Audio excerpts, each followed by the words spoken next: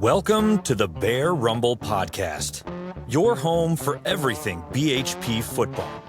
Each week, we dive into the greatest games, preview what's coming next, and share the stories that make Belton Honeypath Bears football special. From legendary coaches to unforgettable moments, this is where Bear Nation comes together. This is the Bear Rumble Podcast. Welcome back, Bear fans, to another episode of the Bear Rumble Podcast. I'm your host, Kayne Evans, and we have a great episode for you this week. We'll be taking it to the mat, as our guest this week is Coach Chris Strickland. He's the head wrestling coach for BHP. Then on the gridiron, he's the safeties coach, defensive safeties coach, and the special teams coordinator. So we'll be talking to Coach Strickland about the wrestling program and how it affects the football program. Then we'll talk about his safeties and even the special teams for the Bears. We'll also review the last game against West Oak, and we'll preview this upcoming matchup against the Crescent Tigers upcoming this Friday night. So without further ado, let's jump on in with Coach Strickland. All right, Bear fans, we're joined this week by Coach Chris Strickland. He's the safeties coach and special teams coordinator for the football team, but he's also the head wrestling coach. So we'll be touching on some of that, talk about the mat, talk about his success on that end, and then we'll also talk about his football side as well. So welcome, Chris, and we're thank you for being here with us this week. Thank you, Kayne, for having me. Absolutely. This is one definitely been looking forward to. So first off, I always like to talk a little bit about background. We won't have to go through all of it, but I do want to did a little research. I found you are one of a very few, I nailed it down, I think it was less than 5 total wrestling coaches who've won a state championship at 2 different schools. So you were at Crescent before BHP, and then you won one there, won one here at BHP. Talk to me a little bit about that, your background both at Crescent, and then talk to me about that transition from Crescent coming over to BHP on the wrestling side, and then we'll talk about the football side after that. Absolutely. It's actually a pretty interesting story. You know, I look back at kind of my career, my 26-year career so far, and there's no doubt how God had his hand in every aspect of my career. And it's just interesting how it kind of came about. You know, I was a senior at Clemson, an education major, about to start my student teaching, and I went back to BHP actually throughout my high school career. College career, I went back and helped wrestling with Coach Martin when I could, when I didn't have classes on Friday or throughout the week, and go with him to tournaments and things of that nature, and really fortunate on him allowing me to do that. Prior to about to start my student teaching, I knew I was going to be able to probably do my student teaching back at BHP, which is kind of a rarity to be able to go back to your alma mater to do your student teaching. So I contacted my head coach my senior year, who was the current coach at the time, Doug Painter, who really had everything rolling by that time, just a great man, great coach, and asked him, hey, Coach, I'm going to do my student teaching at BHP. If I could help in any way, I would love to. If it's carrying waters and helping Marley on Friday night, I'd be willing to do that, and anything that you could do to help me out. He said, absolutely. I think I'll actually have a supplement for you and coach some JV and learn from a lot of experienced coaches. So I was really excited about that. Of course, he said, absolutely, you continue to help with wrestling. Fast forward a couple of months, Coach Painter leaves to go to Lawrence. I'm like, wow, okay, that's the way it's going to be. But actually, he is one of the greatest men I've ever had the pleasure of meeting and being around. I was a little peon, no one, you know, and he stuck to that promise and actually reached out to me and said, you know, I spoke to Coach Green. Coach Green's willing to bring you on staff, just the agreement we had as well. So started in 2000, started my student teaching, coaching JV football, me and Josh Burton and a few other coaches. Pretty much my job was to paint the football fields on Sunday and coach a little bit of JV football, and also coach wrestling. And Coach Green brought over many coaches, but one of the coaches he brought over was Russell Blackston to take over for Coach Martin in the wrestling area, and didn't know Russell from anyone, right? Never met the guy in my life. So it's the summer of 2000, and I hop on a bus with this stranger, Russell Blackston, along with about 20 wrestlers. BHP wrestlers and headed up the mountain to Appalachian State University for a wrestling camp. So we shared a college dormitory for a week. Didn't know each other from Adam and quickly became very, very close friends and good friends. And really, it's just, again, how God works. Russell came from Crescent. As the season went along, he was like, hey, Chris, I got a lot of connections at Crescent. I heard there's a social studies job opening. Sure enough, over Christmas break, interviewed for the job, got the teaching job, but I already made a commitment to continue to coach wrestling. I was helping Russell and Matt Worstow that year of 2000, 2001 in wrestling. And I was like, I want to continue to help you guys out. So basically started teaching in January of 2001. I leave school every single day, speed down to Honea Path for wrestling practice and finished out that season, which made some interesting conversations with Crescent wrestlers that semester helping out BHP. And then the following year, of course, I switched over and coached varsity football and head wrestling coach at Crescent. And I was there until 2010. And I got the opportunity to come back home. And that's something I just couldn't give up. Again, Russell Blackson, God working, planting those seeds from years prior and just grew with our relationship. He said, hey, you ready to come back home? I said, absolutely. And I was fortunate enough to come back home to BHP, a place where I lived all my life and I care so much about and always have. And that adage of once a bear, always a bear is true. So I came back in 2010. Actually, there was no high school teaching position. So I was at Honea Path Middle for 2 years.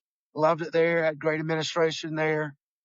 And then after 2 years, came to BHP and been coaching football and wrestling ever since. Yeah. Talking about your JV time back there, you don't see too many head JV coaches who are also the soccer coach with Big and Little Burton. We always call him Big and That's Little right. Burton with his brother. So That's right. that's a funny we one. got to be fast friends really quickly. There you go. And I'm sure that those back roads from Crescent to BHP got a little longer as those nights got longer in the fall and winter times. I saw every So species of animal there is. might be a turkey on the way or so. Yeah. So why was it important to get on the football field? You have such a background within the wrestling side. Why was it so important for you to get back coaching on the football side as well when you got back to BHP? Well, I've always enjoyed football as well, equally with football. I played football since I was 4 years old, as early as I can remember, my dad being my coach and growing up in the community and playing football for BHP. We kind of had some doldrum times in my high school career, but was fortunate enough to start, at a 160-pound soaking wet at linebacker and guard actually my senior year on both sides of the ball and did some long snapping, played special teams. And, there's a lot of correlations between football and wrestling. And I knew from a very, very early start in my career that, if I was going to have a successful wrestling program, I needed to plug into the athletes on the football field. And they go so much hand in hand and correlate so well and help one another. Football players are becoming better wrestlers if they play football and vice versa. Yeah. I'm glad you brought that up. That great segue. My second question, I wanted to talk about that, how football and wrestling. So wrestling DNA is that toughness and leverage and discipline. And one that I think a lot of people don't think about is that individual having to win your individual matchup for a team sport. And all that, personally, I see all that on the football field as well. Yeah, there's 11 men out there playing at a time, but if you don't do your job, the outcome's not going to be what we want. How does that translate to football? We talked about how it translates from maybe football to wrestling. How does it translate the other way from wrestling to football? I think that toughness, that mentality, there are so many correlations there with the leverage. I mean, on defense, a tackle is a double leg takedown. Just a lot of the same similarities there. But even I tell our football players all the time, the best thing that you can do in the off season is to wrestle. If you want to be the best football player you really could be, you go out and wrestle. And it's okay if your primary sport is football.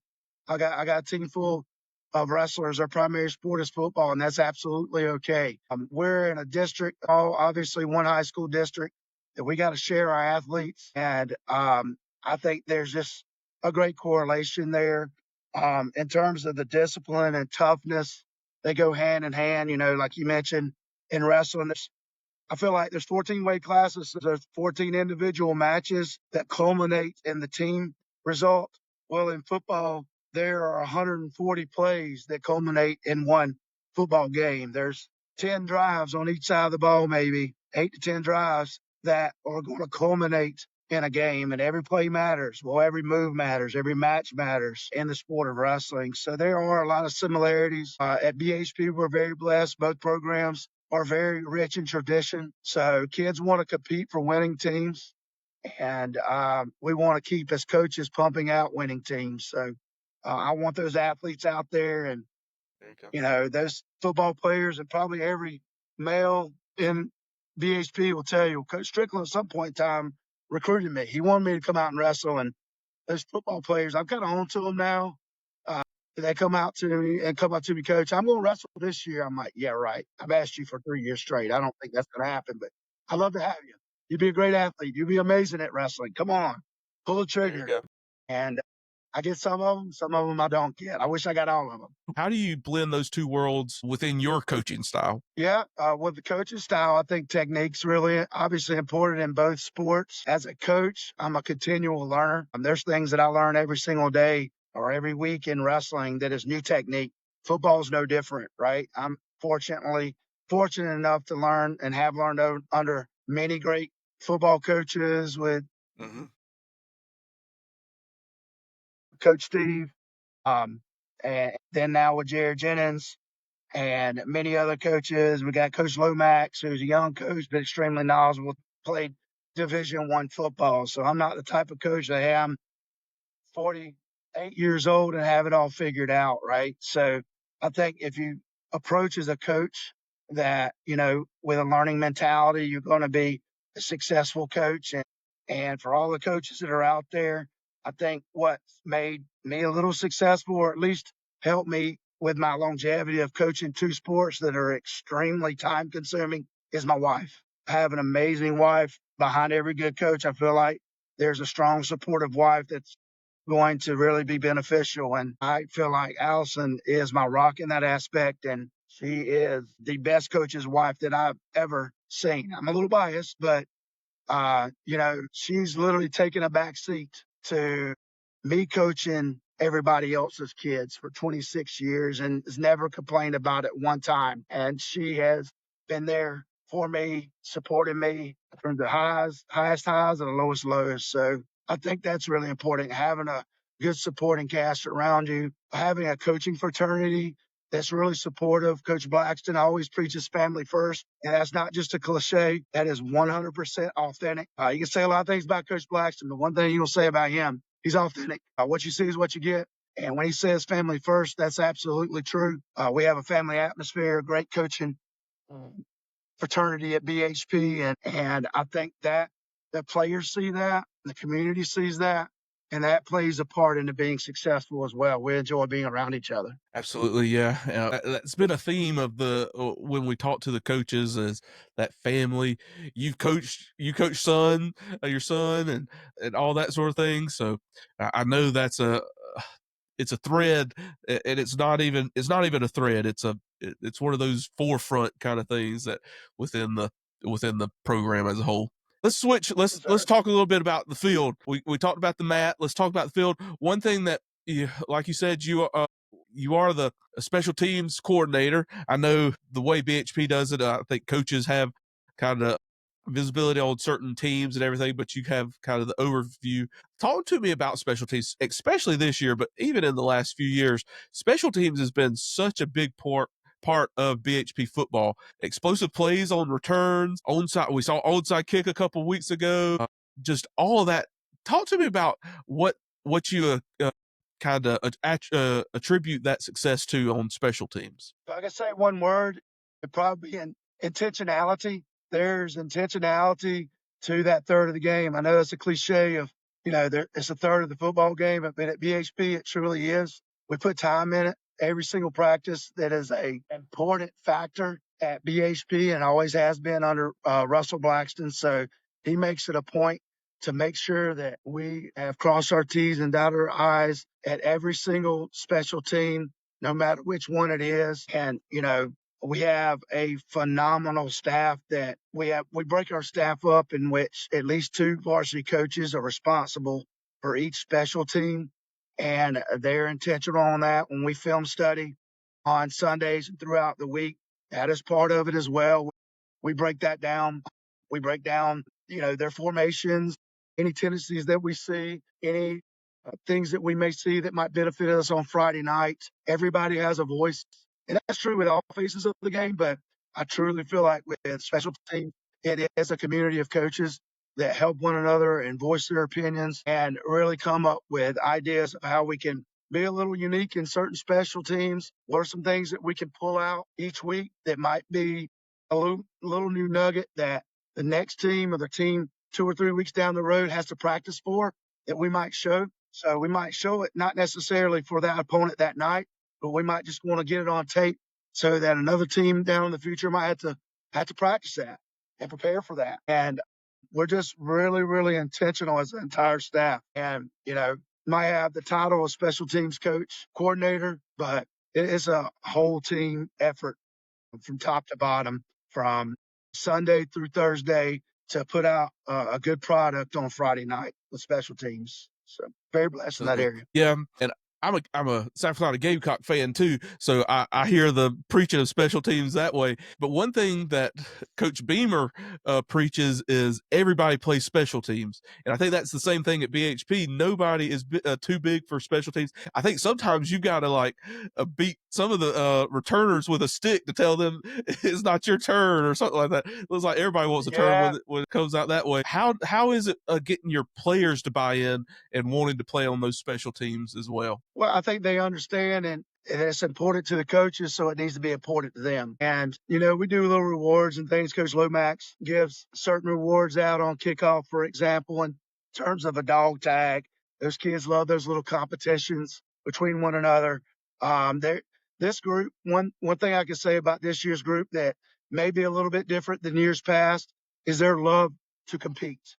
We have several new periods in our practice periods that we have added over the last couple of weeks. We call our championship periods, and we're just trying to maximize best on best and to compete. And this group absolutely thrives on that. And just with my experience over the years, when you have teams that really love to compete, they don't back down, they're going to be successful. So they like to compete on special teams as well. In our kicking game, I'll be remiss if I didn't mention Coach Brophy.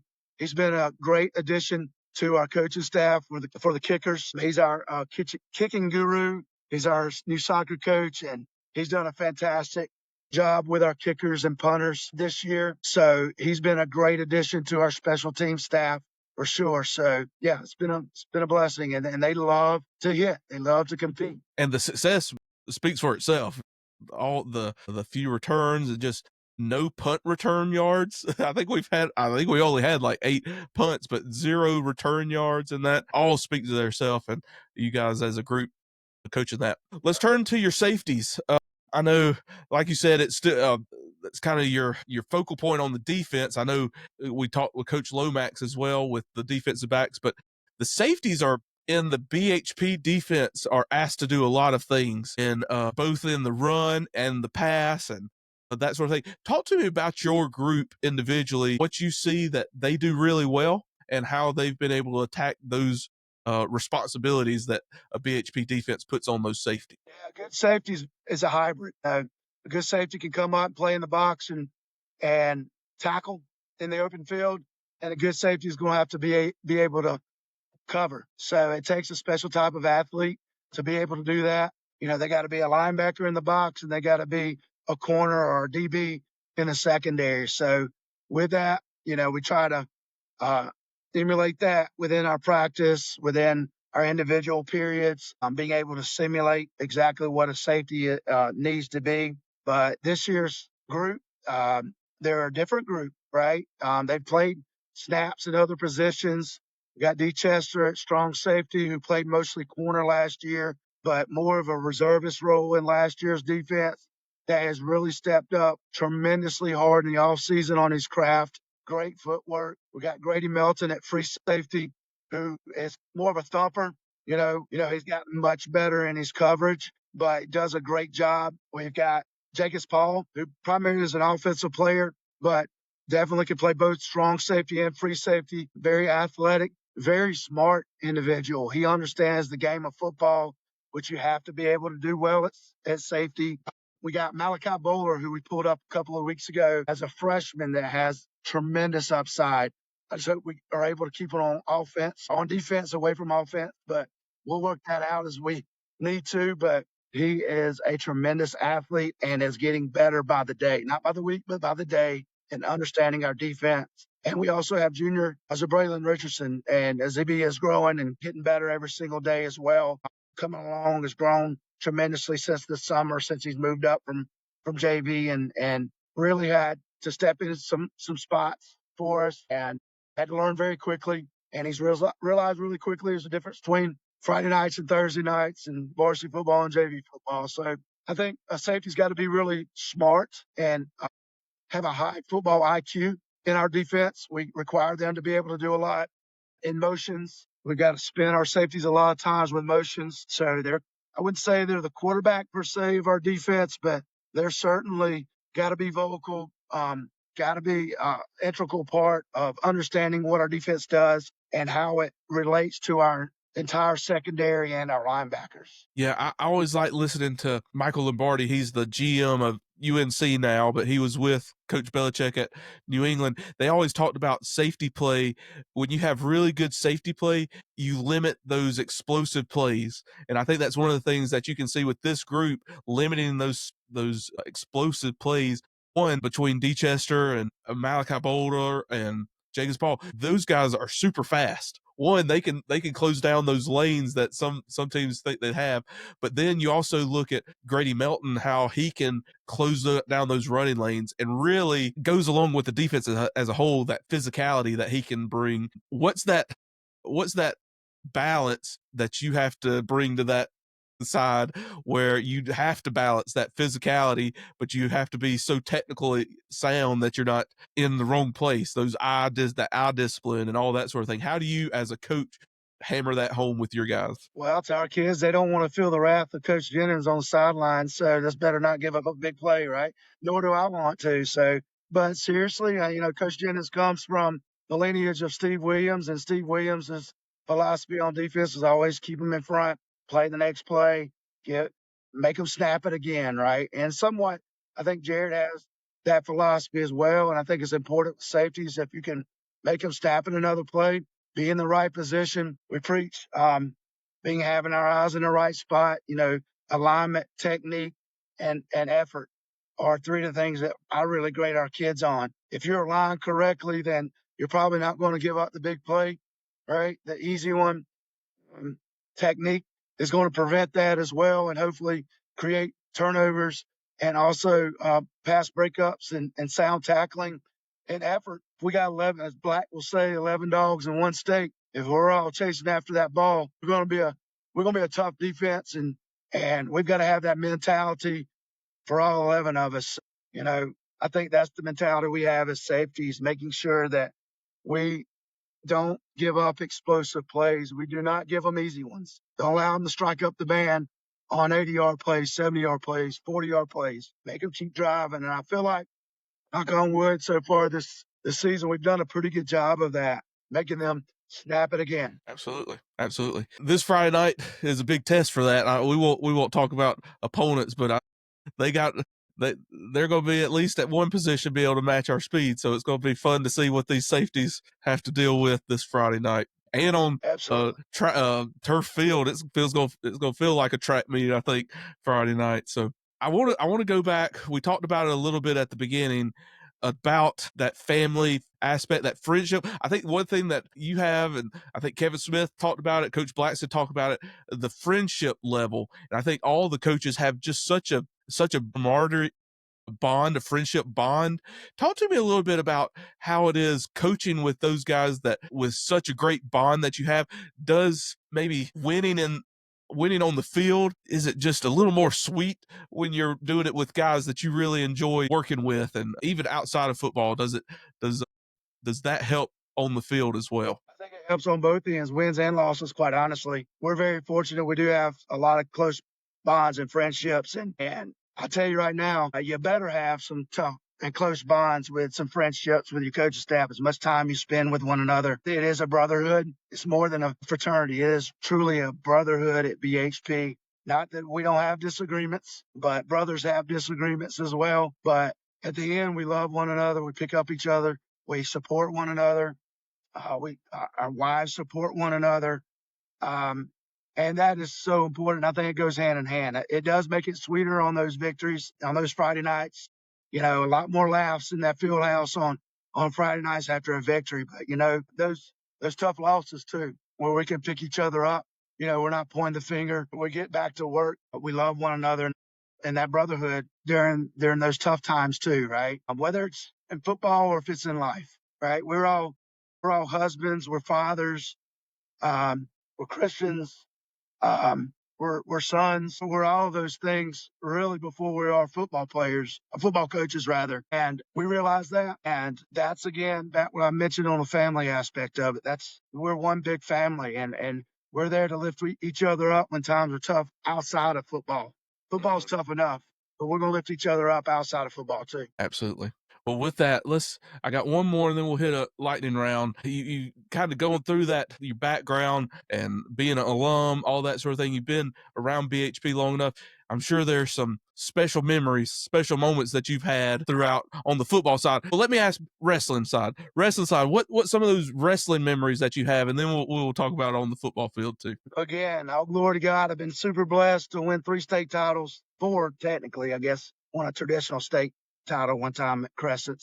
I guess 2 at Crescent, 2 at BHP. We've lost some 2 that I felt like we probably should have won. But, you know, just those bus rides home after a state championship, there's nothing like it, right? And all the work that's put into it and just seeing the smiles on the faces of the kids, memories that I'll never forget, handing the state championship trophy over to the team, putting those gold medals around their neck, you know, even and individually, you know, wrestling we mentioned earlier, it's an individual sport as well. And I've had a good many state champions, had 2 4-time state champions in my career, the brothers JoJo and Jaden, and seeing them, you know, accomplish that amazing feat and breaking state records and school records and all those things have been amazing. Probably the greatest and selfishly, the greatest memories I have is as a father, you know, being able to coach my son in football and wrestling has been a blessing. And, you know, I don't want to try to get choked up here and try to man up, right? But, you know, that senior year was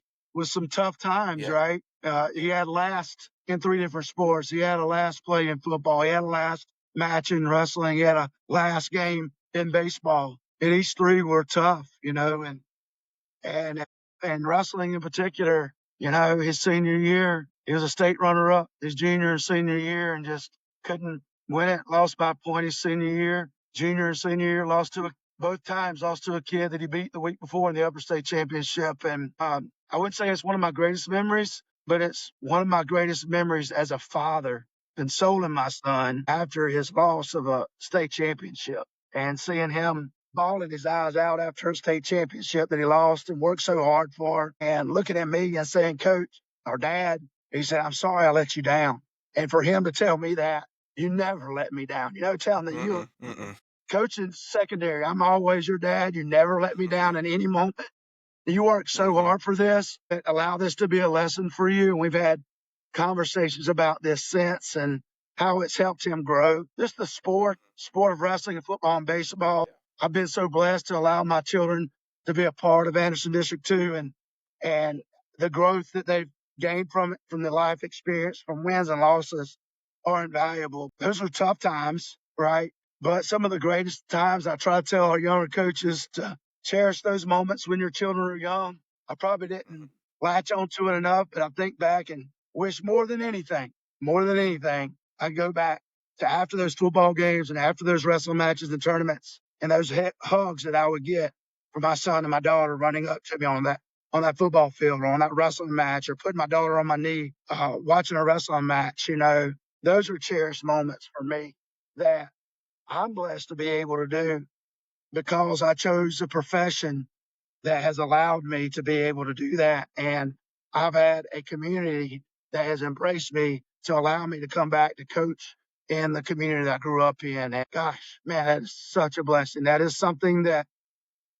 so few people have the opportunity to do. And I thank the Lord every single day that those moments I had, and I hold on to those. Yep. And what a great just presentation with those. As a parent, yeah, we could see them go into practice. We can see them playing on the field on Friday nights or whatever, but you have a special seat where you see them fail and succeed every day at practice, and the effort that the mentality that they're building and all that, and just seeing it with your son, like you said, seeing that day to day.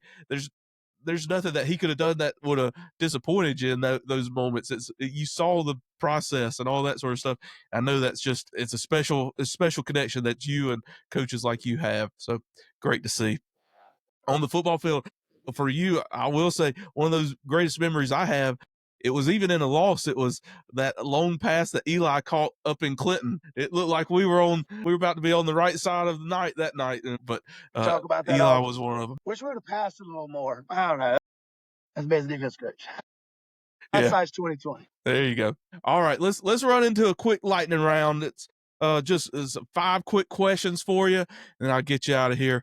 So first one, what you got a favorite wrestler, like Olympic wrestler or collegiate wrestler? Yeah, sure. Growing up, two guys most people never heard of: John Smith and Dan Gable. John Smith was a six-time world champion, 2-time Olympic champion, and Dan Gable was an Olympic champion and went on to the University of Iowa, won, I think, 14 national championships, and one of the greatest coaches in all sports, not just in wrestling.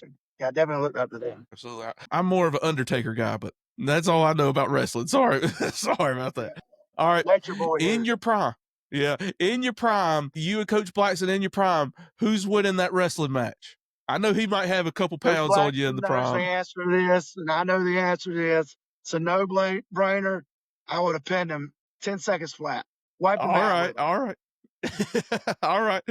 But now what's that? It'd have to be 30-second periods. Yeah, there you go. You're not going the distance, huh? Yeah. What's that hype song before a wrestling match for you? Yeah, I mean, I'm not really big in listening to too much music, trying to kind of focus on the match prior and what we need to do and kind of lineups and shuffling things. Same thing with football. But if I had to pick one, it's probably In the Air Tonight. Phil Collins. Classic. Couple drums. There you go. All right. What's more intense, third round football playoff game in packed out Marley Gamble Stadium or a playoff wrestling match in a packed out BHP gym? Which one's more intense? I think the intensity's that's a tough one to answer. Both are equally intense, but it has a little bit different type of intensity. Like in wrestling, you got such a high after a pin, then you got to reset and you got another match right after that. So there's a lot of quick momentum changes and shifts in wrestling, whereas I feel like momentum shifts in football seem to last a little bit longer. So both are equally intense, but a different type of intensity. In wrestling, the fans tend to be right on top of you. And I guess since I'm the head guy in wrestling, that tends to be a little bit more intense because wins and losses end with me, I guess. They on you. Yeah, they right on top of you. At least you got a little distance. All right, what's that last one? What's that best word to describe this year's safety group? I'd say hungry. After last year's disappointment, I think not only our safeties, but our entire defensive group and team are hungry to get back to where we were last year, not looking ahead of anyone or anything like that. But I feel like I see an hungriness in each player throughout practice, throughout the week. Even though we have some new faces on defense, I think equally each one are certainly hungry to stamp their own legacy, so to speak, in this year's 2025 football team, right? And not rely upon last week's groceries. They want to stamp their own legacy, so they're hungry to do that. Yep, Babe Ruth said it. Yesterday's home runs don't win today's game, so I think you definitely see that with your group. Chris, thank you so much for being with us. What great insight, both on the wrestling side. I know BHP is a wrestling community almost as much as it is a football community. So I know you got so much support there. We're proud of what the product that you're putting out on football on the Friday nights, what you're doing there. We're proud of that group, and we're just so thankful for all the time, effort you put in, and it just all the success that you're having both on the wrestling and on football. Such a testament what you guys do. I just want to thank you for that. Thank you, Kayne, and all that you and your dad do. This is amazing. Thank you. Yep, we're happy to do it for you guys. Before I let you go, I gotta get your best. How about them Bears? How about them Bears? There you go. Thanks, Chris, and we'll see you this Friday night. All right. Thanks, Kayne. All right, Bear fans, let's talk about the previous matchup for the Bears against the West Oak Warriors. The Bears were off last week, so the West Oak Warriors matchup was 2 weeks ago. The Bears entered that game 6-0 on the season, while the Warriors came into the matchup 4-2. This was the opening region matchup for both the Bears and West Oak. We talk about it a lot on the podcast about, especially on the BHP side, going into these matchups where the perceived differences between the two teams are immense. Can BHP come out with the same fire and emotion and energy as they do in some of the games that are more have more on the line? The Bears answer that from the opening kickoff. So the Bears received the opening kickoff, and from there, Tajay Watson-Martin took it 88 yards for a touchdown to open up the scoring for the night. Once again, another time where BHP has points on the board before the offense even takes a field. But that Friday night, there were points on the board before offense or the defense took the field. That's Tajay's second return touchdown. He has a 63-yard punt return touchdown on the season. He also has 5 receiving touchdowns, but this was the first kickoff return touchdown of the season for the Bears. But the scoring, that was just the tip of the iceberg for scoring. BHP would actually, by the end of the first quarter, have set a BHP school record. They would end up scoring 42 straight points in that first quarter, eclipsing the previous school record of 36 points in a quarter.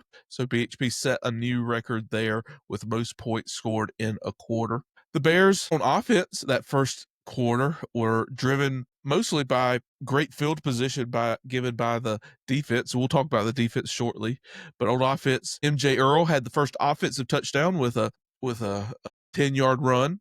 Then he followed that up on the second drive for the offense with a 39-yard rush. Then on defense, also in the first quarter, Tajay Watson-Martin has a pick six, so scoring both on a kickoff return and a pick six. Then BJ Anderson gets in on the fun with a 5-yard rushing touchdown. And then with 12 seconds left in the quarter, Noah Thomas connects with Jaden Glenn for a 22-yard touchdown reception, which would cap off the 42-0 run in that first quarter. The Bears were just completely dominant, outmatched the Warriors. I know if you heard my preview when we were coming into that game, the Warriors had a lot of confidence coming into that game, coming in 4-2, one of their best starts in school in the recent history. But the Bears really put that flame out quick. Offensively, for the game, the Bears tacked on a few more touchdowns there in the second, third, and fourth quarter. So to end the game, B.J. Anderson had 2 rushes for 32 yards and a TD. M.J. Earl had 5 rushes for 74 yards and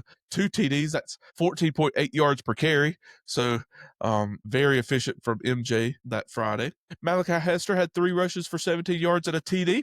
Tajay Ware had 2 rushes for 33 yards. Malachi Bowler had 3 rushes for 14 yards, and then Cam Robinson had 2 rushes for 22 yards. Noah Thomas was another great performance out of the quarterback there. Completions on 19 attempts for 130 yards, no interceptions. So that's the 6th week straight with no interceptions for Noah. His last interception came against Broome that first game of the year. He had 3 touchdown passes. The Bears spread the ball around. 3 receptions went to B.J. Anderson for 13 yards. M.J. Earl had a reception for 29 yards and a TD. The last play of the first half in the second quarter, M.J. called a wheel route, laid out. I think I've talked about it last 3 or 4 weeks in a row about just amazing catches by this group of BHP receivers. MJ Earl said he was going to one up them from the running back position, and he laid out and called a 29-yard TD pass. Tajay Watson-Martin had 2 receptions for 11 yards. Evan Gaines had 3 receptions for 13 yards, and he had one of those TDs on a pop pass. Jacobs Paul had a catch for 7 yards. Rhett Turner had a reception for 15 yards. And then lastly, Jaden Glenn had 2 receptions for 42 yards and that TD to cap off that 42-point first half. The Bears would end up winning 63-0, their highest scoring output of the season. Special teams wise, I always like to touch on that before we jump in on the defensive side. Benji Ward had all the PATs. He was 9 for 9, actually tied a school record for best PAT conversion percentage in a game. So Benji Ward was 9 for 9 with his PAT attempts. No punts on the night, and then Benji Ward had 8 of the kickoffs for a 53-yard average, and then Russ Parnell had 1 kickoff for 40 yards as well. Now let's look over on the defensive side. As we said, that first half was completely dominant by the Bears. A lot of the scoring drives started in great field position for the offense because of how dominant the defense was. In that first half, BHP gave up 1 negative yard. So West Oak had 16 total plays in that first half for -1 total yards. The end of the game wasn't much better. At the end of the game, West Oak had 29 total plays for 17 total yards. So less than a yard per play given up on that defensive side. Then defensively, BHP was led by Chikari Anderson. He had 2 total tackles, 2 quarterback hurries, and a tackle for loss. He also had a caused fumble and a fumble recovery. He had 22 defensive points. Tajay Watson-Martin had that interception, that pick 6. Charlie Haney had 5 total tackles. He had 4 assists and a solo tackle. He also had a tackle for loss. Ty DeBose had another great night, 4 total tackles, a tackle for loss. And then Kylan Dixon, one of the big men up front, had a great night. He had 3 tackles for loss, which puts him one of the tops on the team for the season. So with that, a great dominant performance by the Bears. It was great to see they were able to match their energy. They did not play down to the level of the opponent. Once again, these Bears seem to have a special edge to them. That domination doesn't get boring. I think they also saw that this was a start of a championship run. From here on out, the Bears will be playing for a championship, either a region championship. Each week is a region championship here in the regular season. And then hopefully in the playoffs start a state championship run. So each week is playing toward those goals. And 2 weeks ago against West Oak was a great start of that run. But now we'll switch over and talk about this week's matchup against the Crescent Tigers. All right, Bear fans, let's talk about this week's matchup against the Crescent Tigers. The Bears will be traveling to Crescent to face the Tigers. This will be the first time since 1993 that the Bears make a trip to Crescent. This will be the first time under Coach Blackston facing Crescent at Crescent. Crescent actually got new football stadium, a new football field, some updated press box, that sort of thing. And it'll be great for us Bear fans to be able to travel there and see their new field, new press box, new stadium as the Bears face the Tigers this Friday in a region matchup. The Bears come into the matchup 7-0, undefeated, 1-0 in the region. They were off last week. They had a bye week last week. So coming off of that bye week, they'll be facing a 5-2 Tigers team. They're 2-0 in the region. So they're also undefeated in the region and will be looking to get the upper hand in this region title. So with that, the Crescent, like I said, is 5-2 on the season. The Tigers opened the season with a loss, 28-6 loss to Saluda. Saluda being one of the best 2A teams in the state. Then they got back on the winning ways as they bounced back with a 21-6 win over Palmetto before they faced Mountain View Prep, one of the top 5 teams in the state. They fell to Mountain View Prep 41-19, and we'll talk about these contests a little bit more. But then they faced 96. They really bounced back with a 59-21 win against 96. Then they beat Liberty 34-27, and 2 weeks ago they beat Walhalla 67-20, and then last week they shut out West Oak 49-0. So with this, Crescent definitely played a tough non-region schedule. Luda being one of the top 2A teams in the state, Mountain View Prep being one of the top teams in all classifications. And they also played a tough Liberty team and a tough 96 team. That Liberty game actually was a 1-point game.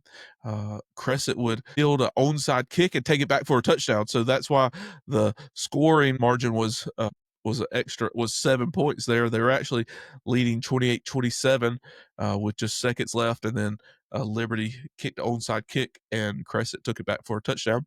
Then the Mountain View Prep game, Crescent was only losing by 8 going into that fourth quarter, so only down a 1 score going into the fourth quarter. That 41-19 looks a whole lot more one-sided than that game actually was.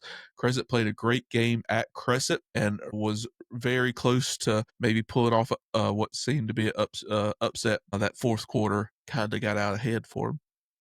But now the Bears will be looking to face this Crescent offense. That's really their most potent side of the ball. Their offense is kind of headed by a 3-headed monster, the top guy being Amari Acker. He is a D1 prospect already committed to Liberty University, but has multiple D1 offers, even to South Carolina. He is a absolute burner on the outside as a receiver. He actually placed 3rd in the 3A state track and field 100 meters last year as a junior. So Amari is absolutely one of the fastest football players in the whole state of South Carolina, not just 3A. And Crescent really uses that speed. He leads the team in receptions. He has 25 receptions for 597 yards and 8 touchdowns. That's almost 100 yards per game. And then they also bring him out of the backfield. So finding creative ways to get Amari the ball. He has 160 rushing yards and a touchdown on the season, which is absolutely absurd, a 22.9 yard per carry average for Amari. And then along with that, and all of those are through 6 games. Wasn't able to find the stats from the West Oak game, but that 597 receiving yards for the year is just through 6 games.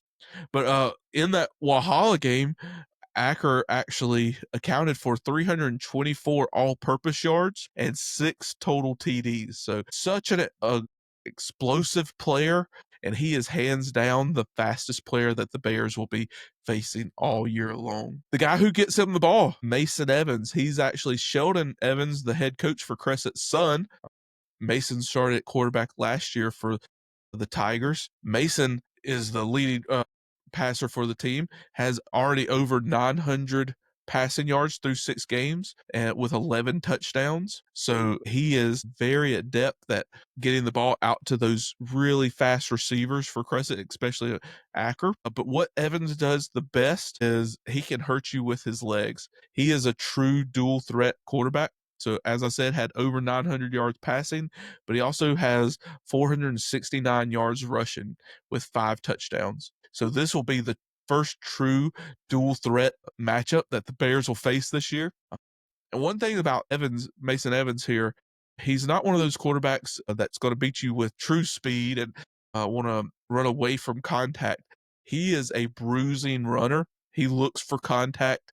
They use him in this offense that way.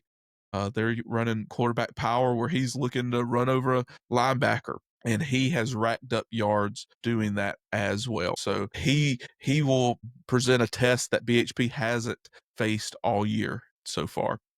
And then rounding out that offense is Kevin Hatton, really productive rusher out of the backfield. Acker and Evans get most of the publicity and attention, and he is taking advantage of that. So he leads the team with 481 rushing yards and 8 TDs, which is a 8 yard per carry average, which would be great for any back, especially when you pair that up with Evans' running ability and Acker's ability to beat defenses deep. But that 3-headed monster absolutely will be the biggest test this defense will face all regular season. That side of the ball is the bread and butter for Crescent. and they will be looking to score as many points as they can this Friday night. Well, on defense for Crescent, they like to line up with 3 down linemen. I'm sure as soon as I say that, they'll switch the things up, especially with how BHP likes to run the ball. But a very athletic line where they use quickness over size. BHP will outweigh the Crescent line by a good bit this coming up this Friday. But that athleticism really gives other teams fits, being able to shoot gaps, get through double teams, that sort of thing, and it will really test this BHP offensive line. But one of the calling card for this Crescent defense is their secondary. They have really long, athletic, fast defensive backs. They can match up, who play press man and match up with wide receivers. That's one of the things they did really well against MVP. Slowing down that offense was being able to really utilize those long length of those cornerbacks on those MVP wide receivers. But for the BHP, especially on the offensive side, well, for the team as a whole, there's four kind of points that I see will really be should be a focus for the Bears this week. One, coming off a bye week. So bye weeks can be a double-edged sword. One, yet we would love to have them where we get rested up and energized and even more focus on a shared opponent. But we also see, and we've seen in the past sometimes, where bye weeks can set in some rust, where at least at the beginning of games, things maybe not be as sharp and as clean. The execution maybe not be as clean as we'd expect. That will be the number one thing I'm looking for early in the game. See which style BHP will come out with. Are they energized and rested, or are they maybe a little rusty? Definitely would be interested to see if the Bears would be able to come out fast early. So the second matchup that I'm looking at is this BHP defense against this Crescent offense. We know there's playmakers at every level for the Bears, but this will be the first true test where offense is designed around that 3-headed monster, where they have speed on the outside, a quarterback that is very capable of putting the ball deep to his receivers, but also a threat with his legs, and then running back that can really make a defense hurt when their attention is other places. Third, I want to see if BHP can be the most physical team in all 4 quarters. Coming off that bye, we want to make sure that physicality is not what is left behind. BHP's been the most physical team in every matchup this year.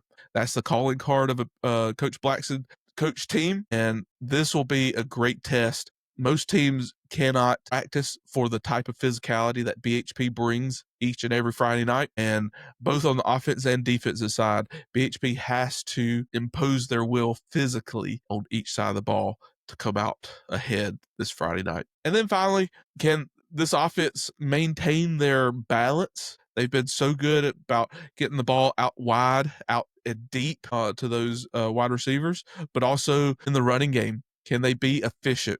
Can they be as explosive as they have been on the offensive side of the ball as well? So efficiency, balance, productivity, all are words that I'm hoping that this offense can focus on as they come into the matchup against Crescent.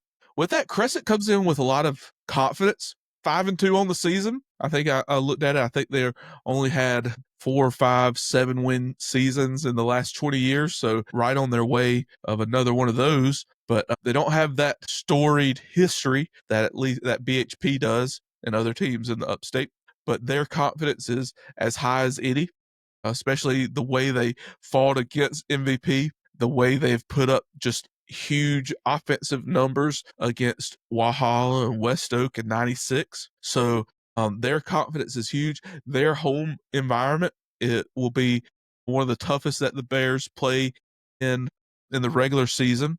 So expect those Crescent sidelines and stands to be full with Tiger fans. Expect the Bear side to be overflowing. So being a cross-county rival, it'll be great to see an environment like that for the Bears. But with that, the Bears have to show up and really put that confidence to bed early as they face the Tigers this Friday night. Like I said, this is a cross-county rival, so it'll be great for beat another Anderson County team. Already got the Palmetto game under our belt, West Side game under our belt, and it will be great to add another one of those in the Crescent Tigers this Friday night. And then lastly, we want to see all those Bear fans there. BHP travels so well, and you Bear fans really show out when BHP can take over another team's stadium. Early in the first half, you start hearing more Bear fans than you hear home stands. So I ask you to do that once again for the Bears. But with that, we look forward to seeing you there at the Bear game this Friday night in Crescent.